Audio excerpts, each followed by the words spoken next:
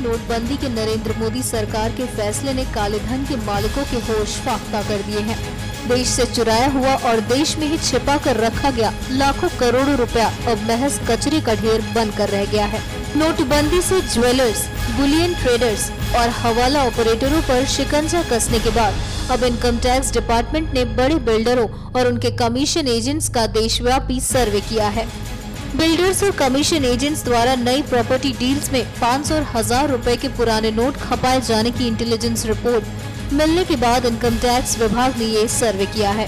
Builders की ओर से नोटों को डील में कैश इन हैंड के तौर पर दिखाया जा रहा है ताकि ये बताया जा सके कि इन नोटों को 8 नवंबर से पहले लिया गया था। इनकम टैक्स विभाग ने अब तक दिल्ली एनसीआर के कई बड़े बिल्डर्स, ब्रोकिंग हाउसेस समेत बेंगलुरु, मेरठ, इलाहाबाद, लखनऊ, कोलकाता और मध्य प्रदेश के कुछ शहरों में अब तक सर्वे किया है। विभाग की ओर से इन बिल्डर्स के पास मौजूद कैश और स्टॉक्स की जांच की गई है ताकि ये पता लगाया जा सके कि क्या इन्होंने 8 नवंबर के बाद 500 और 1000 रुपए के नोटों को खपाने के लिए डील की थी।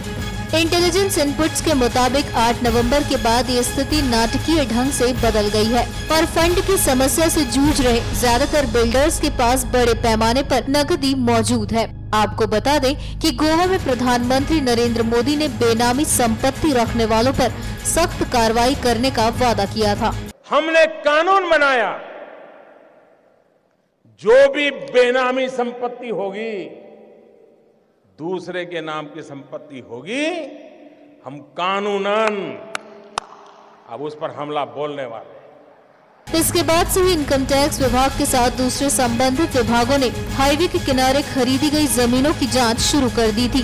बेनामी संपत्तियों का ब्यौरा तैयार किया जा रहा है। साथ ही नजर बनाई जा रही है कि कहीं किसी संपत्ति की खरीद फरोख्त में भ्रष्टाचार तो नहीं हुआ है। साथ ही रेलवे लाइनों के किनारे हो रहे निर्माण कार्यों को भी जांच के दायरे में लाया जा रहा है। NMF न्यूज की रिपोर्ट।